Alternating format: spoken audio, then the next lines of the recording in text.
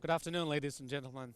It's a great pleasure for me to be here today to give you a little bit of an update of the outbound travel market from China, and also share some thoughts on how Argentina and South America as a region in general, how you can attract more affluent Chinese consumers to your region.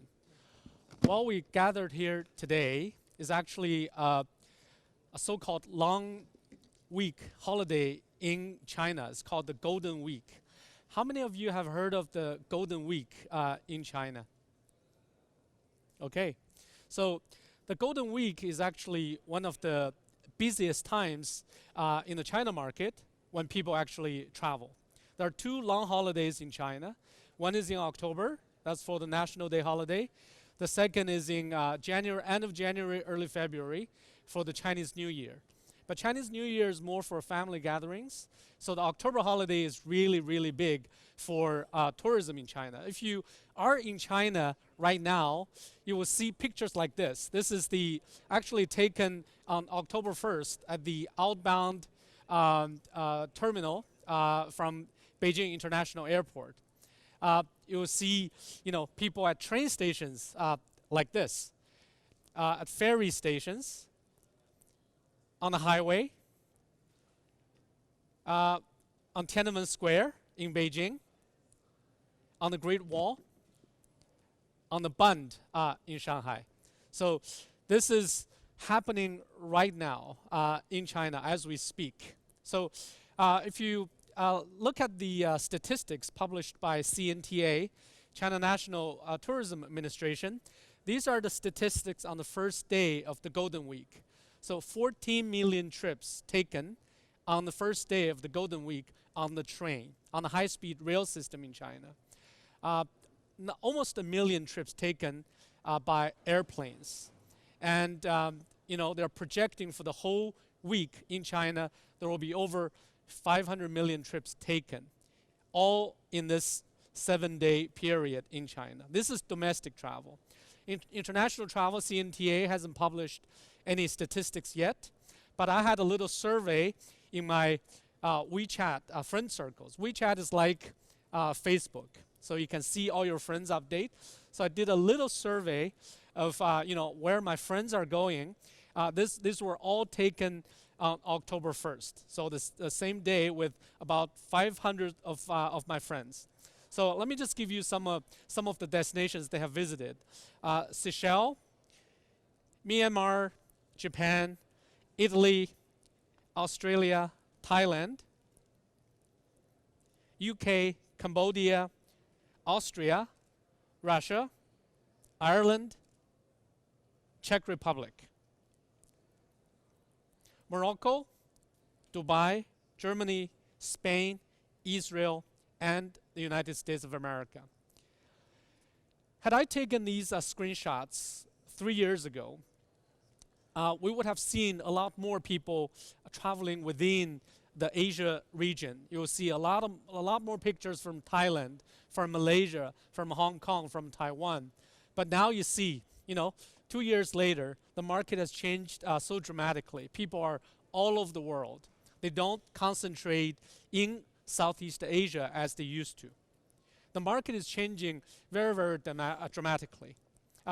So this market used to be very homogeneous. People are going abroad for sightseeing, and you see them in groups. You can actually tell which group of tourists are from China, right? Because you can always see there's someone holding a flag, then you have a bunch of people following them. That will be a Chinese tour group. But nowadays, you look at the independent travelers, you can tell whether they're from China or Korea or Japan or other Asian countries. So the market has changed dramatically in the past few years. There are more and more direct international flights going out of China to a lot of destinations. Right now, there are about 630 direct flights from Chinese cities to international destinations. The significant part of this, and also great opportunities for emerging destinations like Argentina and Brazil and other countries in South America, is more than half of those 600 flights, direct flights, were launched in the year of 2015. So half of those flights were added all in the last year. So I think the airlines in China are in the mood of launching a lot of international flights. So this is a great time for emerging destinations to start to build air capacity. Well, they are in this mood. They are investing, they are expanding their businesses. So let's take a look. Well, the tourism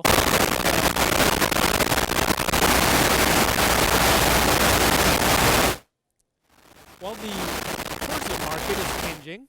The digital landscape is also changing very rapidly. In China, you have heard of this thing called the Great Firewall of China.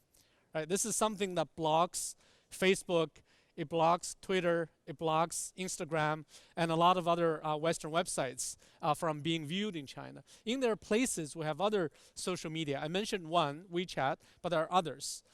If you look at the kind of the digital landscape, about 50% of Chinese people are online. Over 650 million people are on the internet as we speak. One significant event at the end of 2014 happened, which was when there were more internet users who accessed the internet on their mobile phone than they accessed the internet on their PC. So that happened almost 2 years ago. So now mobile is a very, very significant channel in China. Smartphone users, again, over 600 million. If I look at this number just a couple years ago, you're looking at 200 million. So this couple of years has seen tremendous growth in the mobile channel. Websites are still important, but the social channels are becoming more and more dominant. Sina Weibo is one of the primary social media platforms in China. This is, started as a Twitter clone, but has quickly grown into something that's a combination of Twitter, Facebook. It's a mega app. About 220 million monthly actives. You think this will be big enough? Then you have this, monster application called WeChat in China. This number is actually a bit old. They now have over 700 million monthly active users alone. And this app, almost every consumer in China is on WeChat. And WeChat is not only a WhatsApp, it's actually more than a WhatsApp, it's more than a Facebook, it's more than an Instagram. It's actually all these things combined, even throwing PayPal and throwing, maybe even a Kayak or Expedia. So this is a humongous platform that, a lot of travel destinations are leveraging to reach the affluent Chinese consumers.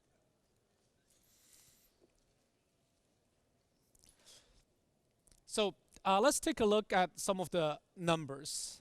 I think this is well published. By the end of 2015, there were about 120 million outbound travelers from China to the rest of the world. And China has become the #1 source market in the world. This is a result of double-digit growth over the past just about 10 years.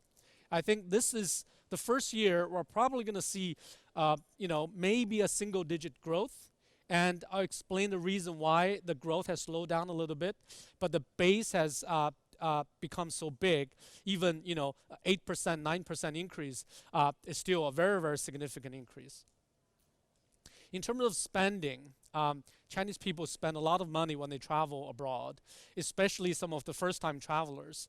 Shopping is the top activity of the first-time travelers. The first thing they go is to find a mall. They have to buy things. They buy things for themselves. They buy things for their family and for their friends.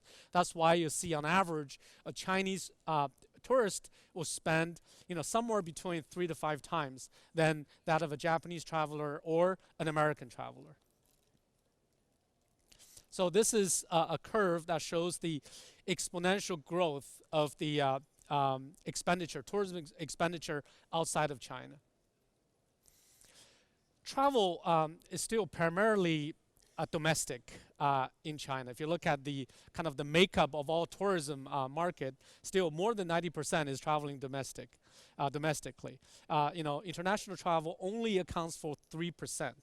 But if you look at the spending, that 3% of people actually spent 21% of the total, shopping budget. So they spend a lot more money when they're abroad than they do when they're in China. So this is good news for all international destinations. Make sure you get, tax refund in place. Make sure you have some products that are very unique that stand out. So Chinese people will buy them from your market. So let's take a quick look at the distribution of the Chinese consumers. If you look at this graph, this shows, where are people from when it comes to outbound travel. It's primarily along the eastern coast, but the three mega cities are Beijing, Shanghai, and Guangzhou. And if you target these three cities, I think you can probably cover about 50% of the outbound travel market. But if you also include, the surrounding cities around Shanghai along the eastern seaboard, you cover, 70–80% of the outbound travel market already. So it's fairly easy to target. Either you're targeting online or if you're targeting offline. And this is the distribution of wealth in China, again along the eastern seaboard, in addition to the mega cities like Beijing, Shanghai, and Guangzhou. So what does the future hold? 120 million people already. Are there enough rooms for growth? If you look at the number of people who holds a passport in China, that's about 65 million people has a passport. If you take that as a percentage of the population, that's only about 5%. So right now in China, only 5% of Chinese citizens has a passport. So if you don't have a passport, you can't get out of the country. So 95% of people still don't have a passport yet. Just imagine if half of Chinese citizens all hold a passport, how much outbound travel there will be from this market. So if you look at some of the recent projections, by 2020, this 5% will grow to about 12%. Just in 4 to 5 years, will double the number of people who hold a passport.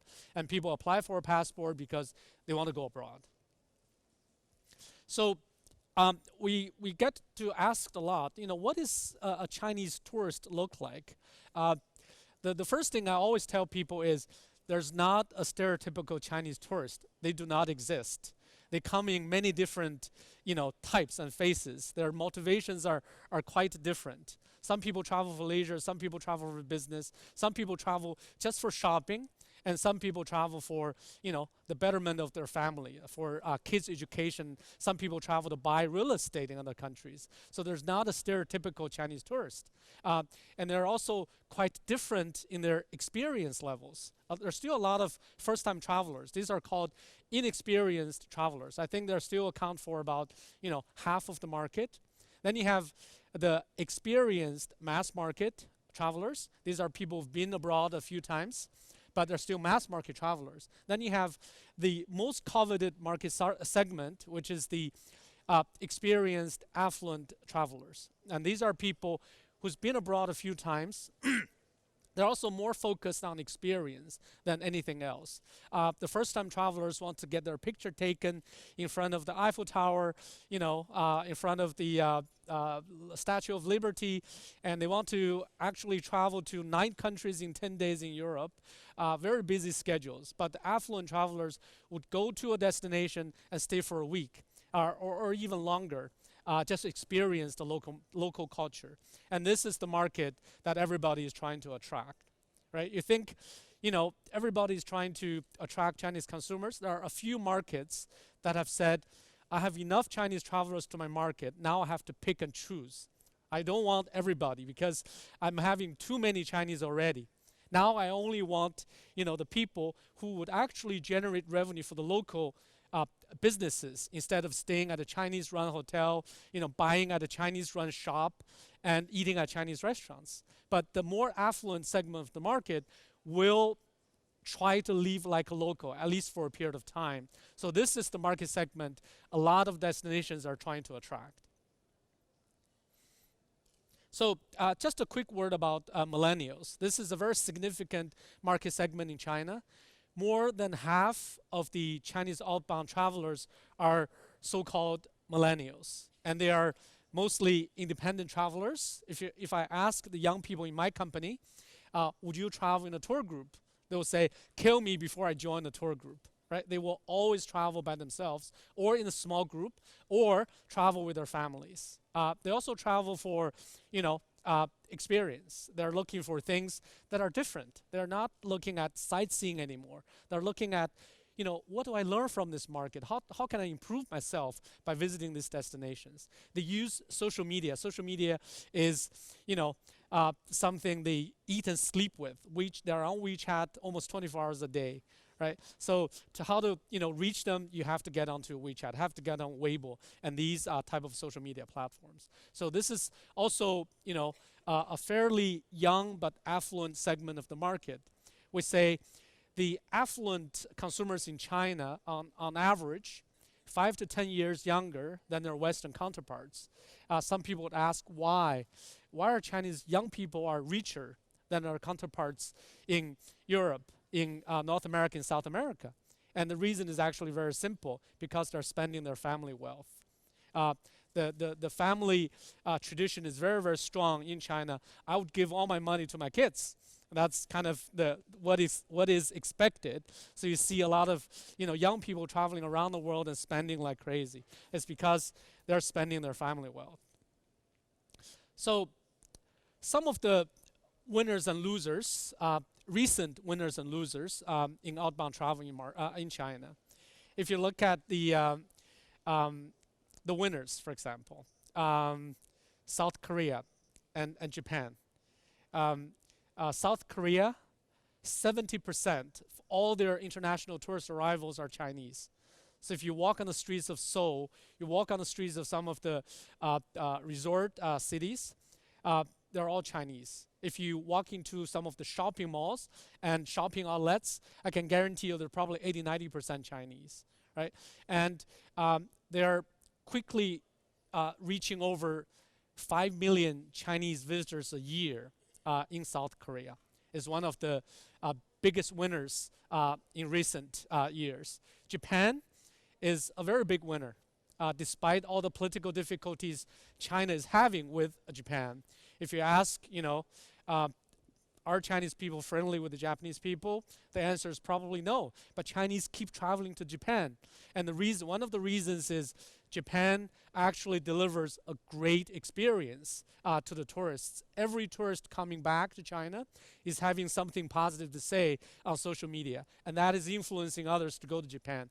Japan will see over 5 million Chinese visitors this year as well. So these are the two biggest winners in recent years. If you look at some of the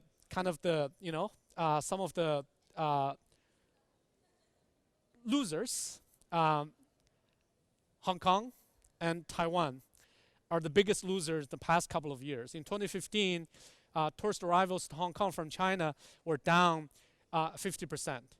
This year, tourists to Taiwan is down somewhere between 30–50%, depending on who you ask.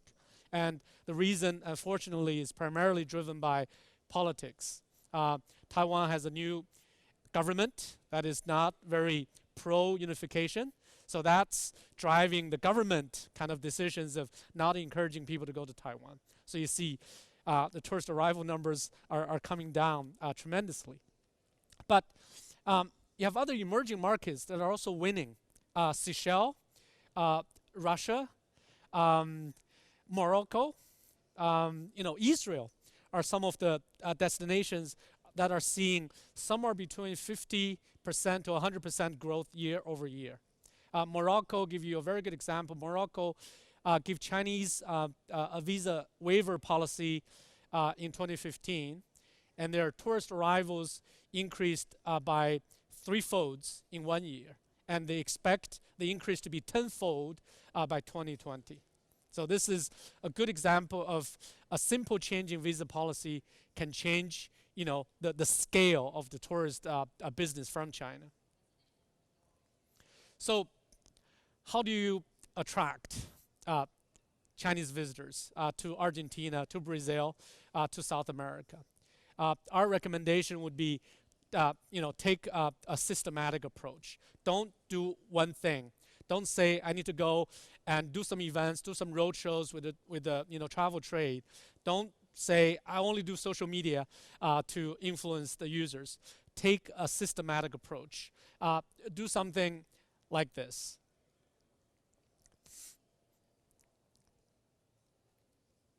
So this is building. So yeah, you start probably with air capacity building, and this is the best time for you to do that because the Chinese carriers are really in the mood of expanding their reach. As I mentioned, half of all international flights were added in 2015. So if you create air capacity and you work with the travel trade to develop the products, and then you use social media to generate the inspiration, to generate the demand, and helping get the trade, help you sell those products, and then this market can take off, right? I have some specific thoughts about Argentina later on, but just to give you kind of an overview of what you should do. This is kind of a more strategic view. I also want to give you a more tactical view of what you should do when you're looking at the Chinese market. So when we go to a market, we do two things. We market and we sell, right? And we do these two things to two groups of people. We market to consumers directly. We market to the travel trade. We sell to consumers directly, and we also sell through the travel trade, OTAs, traditional agencies, you name it. So you can put all your activities into this 4-quadrant. So I do marketing to consumers. What do I do? You have to have a Chinese website. You have to have a presence on Weibo and WeChat. You have to do some consumer PR. You have to run some campaigns. These are all your consumer outreach tactics that everybody is familiar with.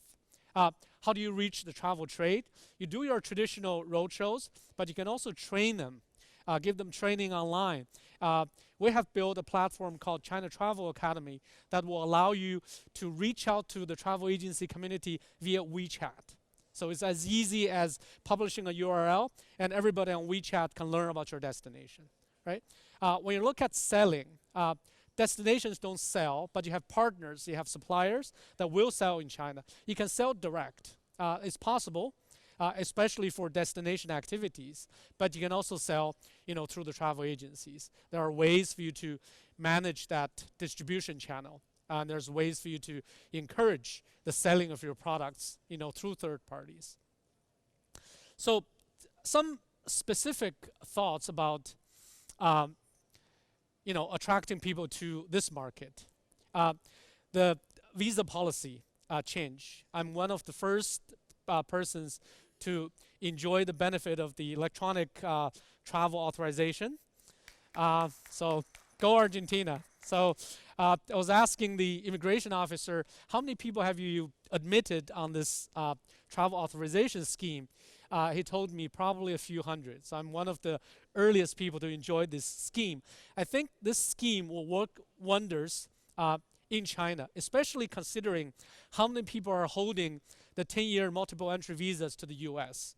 3.9 million people are holding a 10-year multiple entry visa to the US market, right? In addition, you also have, I don't have the exact numbers, but I think it's smaller than this, but not too much smaller, of people holding multi-year visas to Europe, Schengen visas. If you combine these two, you have a sizable market, and these are all the more affluent consumers that everybody wants to attract.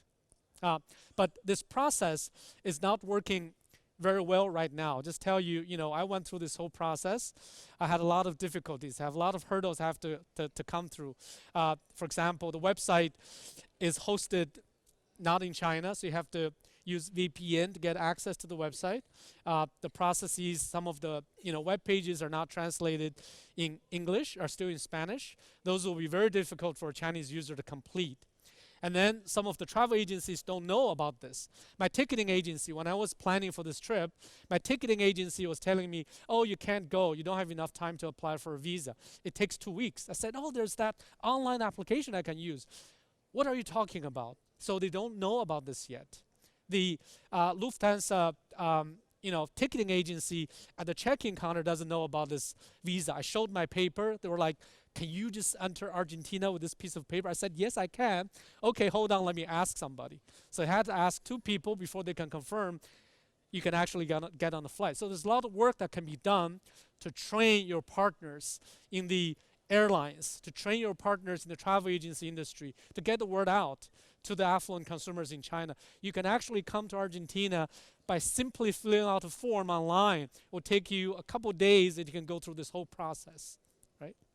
So the training is critically important to train all your partners that will help you, bring these people to this market. So I think if you look at the some of the other things, right? Consumer inspiration. Is it enough? My flight over from Beijing to Buenos Aires was about 34 hours from the time I left Beijing to the time I arrived in the city. 23 hours in flight time and about 8-9 hours in layover in Frankfurt. This is a big commitment for someone to fly this long to come to this market. Do you have enough reasons for them to travel this distance? I think you can convince them. Have a website. List all the great things they can experience this market. Chinese people have a fascination for South American culture. They love your football teams, right? They actually are. This is a market they haven't been to. They've been to Southeast Asia. They've been to Europe. The affluent consumers haven't been to South America. This is one of the places they haven't explored. Give them enough reason for them to come. Do it on a website. Do it on social media. Give them enough reasons. Or you can work on product development. Try to convince the people who are traveling to the U.S.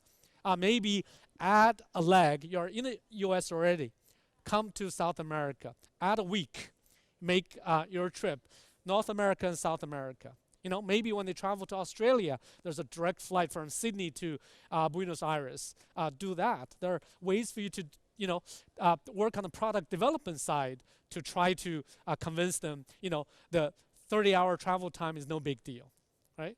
So, and inspiration should start right now. You have already started with a great change in the visa policy.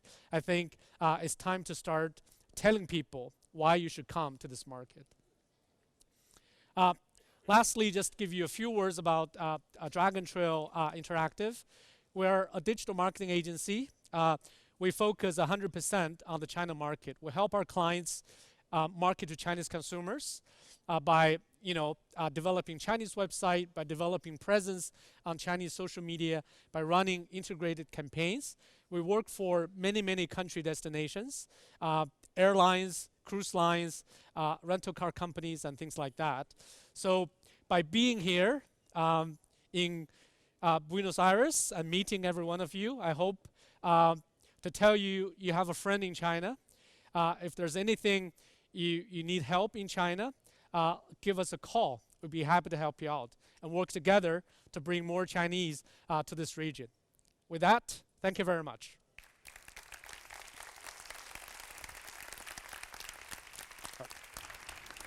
Stay with us. Stay with Okay, us. Thank right. you. Okay. ¿Alguien tiene una pregunta? Porque realmente es un montón de contenido, es muy interesante. Tenemos nuestro traductor ahí, listo para traducirle también a George. Ahí hay una pregunta. Sí. ¿Micrófono? Toma. Así te escuchan todos. George, just one question. Yep.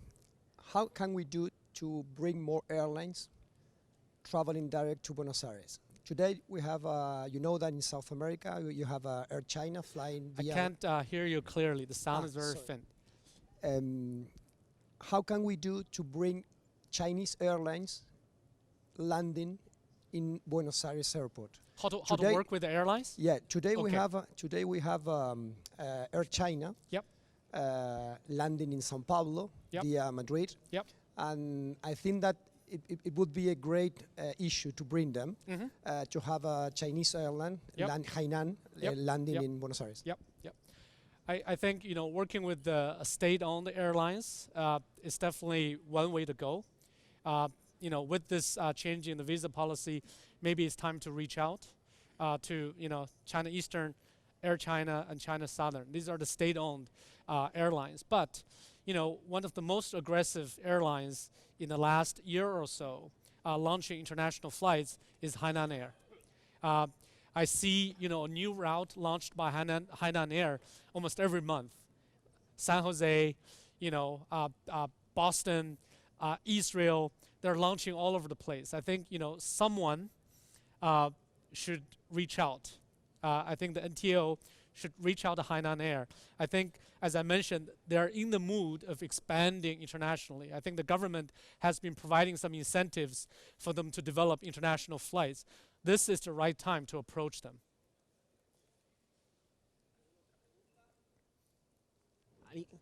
¿Alguien más que tenga una pregunta para hacer? Bueno, a lot of people is asking about just 5% of Chinese people has passport. Yep. What do you think it would be the first step to get away from that, to start the change in China? I think it's changing naturally. With the income levels keep increasing, and people are inspired by other people. If your friends are all sharing pictures like what you saw, right? They're having a great time somewhere, in Europe, somewhere in South America, somewhere in the U.S. You look at those pictures, you say, why don't I go? Oh, that's great. And you look at your bank account, you say, actually, I can actually afford. I think you'll go apply for a passport. I think the 12% projection, I think, is a conservative one. That's only for 2020. And beyond that, you can quickly get to, 15, 20% of people actually holding a passport. Can you repeat for us 5% of Chinese people? How many people are that? It's number? about 65 million. That's a number. Yes. Thank you very much, George. Okay, thank you. Fuerte el aplauso para George. Muchísimas gracias.